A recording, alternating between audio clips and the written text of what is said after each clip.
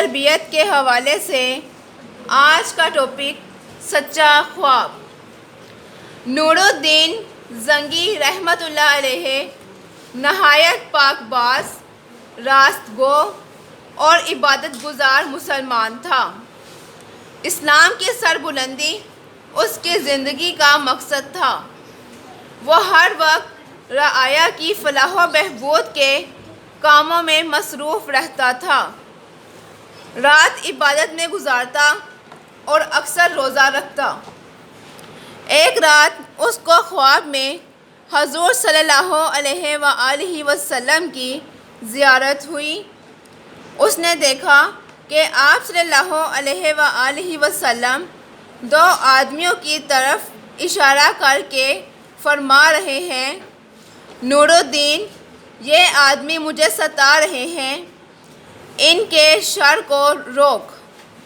نور الدین رحمۃ اللہ علیہ نے یہ خواب دیکھا تو سخت مضطرب ہوا، اٹھ کر وضو کیا، نوافل ادا کیے، پھر سو گیا۔ 3 مرتبہ یہی خواب دیکھا، بار بار استغفار کرتا اور رو رو کر کہتا کہ میرے آقا صلی اللہ علیہ وآلہ وسلم کو میرے جیتے جی کوئی ستائے، یہ نہیں ہو سکتا۔ میری جان میرے آقا صلی اللہ علیہ وآلہ وسلم پر نثار ہو۔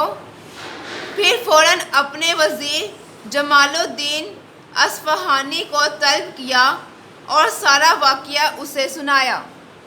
وزیر نے کہا، آپ تاخیر نہ کریں اور فوراً مدینہ چلیں، ضرور کوئی حادثہ پیش آیا ہے۔ چنانچہ سلطان نور الدین وزیر 200 سپاہی اور بہت سا مال ساتھ لے کر مدینے کے لیے روانہ ہوا۔ مدینہ والے اس کی اچانک آمد پر حیران ہوئے۔ امیر مدینہ نے تشریف آوری کی وجہ سے دریافت کی تو سلطان نے سارا واقعہ کہہ سنایا۔ امیر مدینہ نے سلطان سے کہا، اگر آپ ان 2 شخصوں کو پہچان لیں تو میں انعام و اکرام دینے کے بہانے تمام اہل مدینہ کو آپ کے سامنے سے گزار دوں۔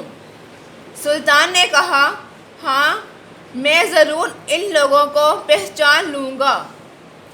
چنانچہ تمام مدینہ میں منادی کرا دی گئی کہ سلطان تمام اہل مدینہ کو انعام و اکرام سے نوازنا چاہتے ہیں۔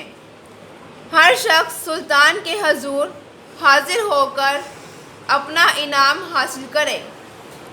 جو شخص انعام حاصل کرنے کے لیے سلطان کی خدمت میں حاضر ہوتا، سلطان اسے غور سے دیکھتا۔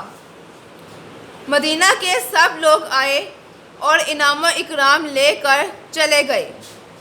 سلطان حیران تھا کہ جن لوگوں کی صورت مجھے خواب میں دکھائی گئی تھی وہ نظر نہیں آئے۔ سلطان نے امیر مدینہ اور حاضرین دربار سے مخاطب ہو کر کہا، کیا مدینے کا کوئی شخص انعام و اکرام لینے سے رہ تو نہیں گیا؟ خدام نے عرض کی، بادشاہ سلامت، 2 درویش ہیں جو انعام لینے نہیں آئے، وہ دونوں جنت البقیع میں پانی پلانے کی خدمت سر انجام دیتے ہیں۔ سلطان نے حکم دیا، ان دونوں کو یہاں پیش کرو۔ جب دونوں حاضر ہوئے تو سلطان نے انہیں پہچان لیا کہ یہ وہی آدمی ہیں جو خواب میں مجھے دکھائے گئے تھے۔ سلطان نے ان سے پوچھا کہ تم دونوں کہاں رہتے ہو؟ انہوں نے جواب دیا کہ حضور صلی اللہ علیہ وآلہ وسلم کے روضہ مبارک کے قریب ایک ہی مکان میں رہتے ہیں۔ سلطان نے ان کو وہیں چھوڑا اور چند لوگوں کے ساتھ ان کے مکان پر جا پہنچا۔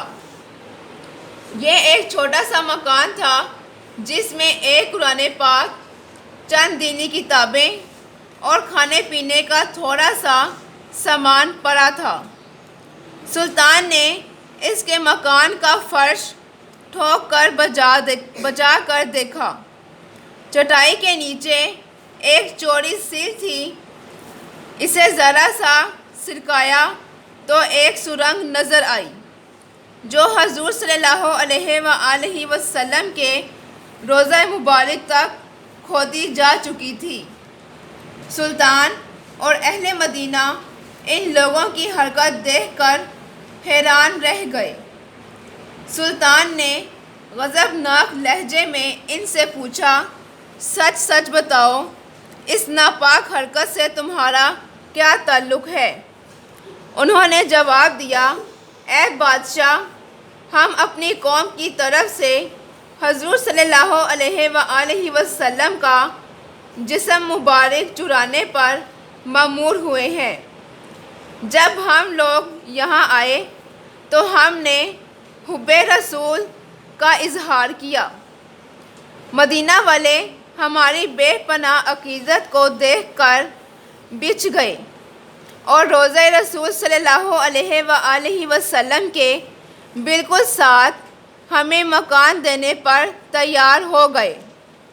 ہم نے چپکے چپکے روضہ مبارک کی طرف سرنگ کھودنا شروع کر دی۔ رات بھر کھودتے اور صبح چمڑے کے تھیلوں میں مٹی بھر کر جنت البقیع میں ڈال آتے۔ دن کے وقت قباء کی زیارت گاہوں میں لوگوں کو پانی پلاتے۔ 12.5 سال کے بعد آج ہم روضہ مبارک کے قریب پہنچنے والے تھے۔ سلطان نے یہ سن کر دونوں کی گردنیں اڑا دیں۔ اس کے بعد سلطان پر رقت طاری ہو گئی۔ وہ مدینہ کی گلیوں میں روتا ہوا گھومتا اور کہتا، زہ نصیب کہ اس خدمت کے لیے حضور صلی اللہ علیہ وآلہ وسلم نے مجھ غلام کا انتخاب فرمایا۔ اس کے بعد سلطان نے حضور صلی اللہ علیہ وآلہ وسلم کے روضہ مبارک کے گرد ایک گہری خندق کھدوا کر اس میں سیسہ بھر دیا تاکہ قیامت تک دوبارہ کوئی ایسی ناپاک جسارت نہ کر سکے۔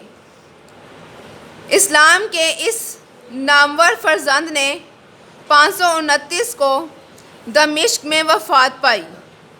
جامعہ نور الدین میں آپ کا مزار ہے۔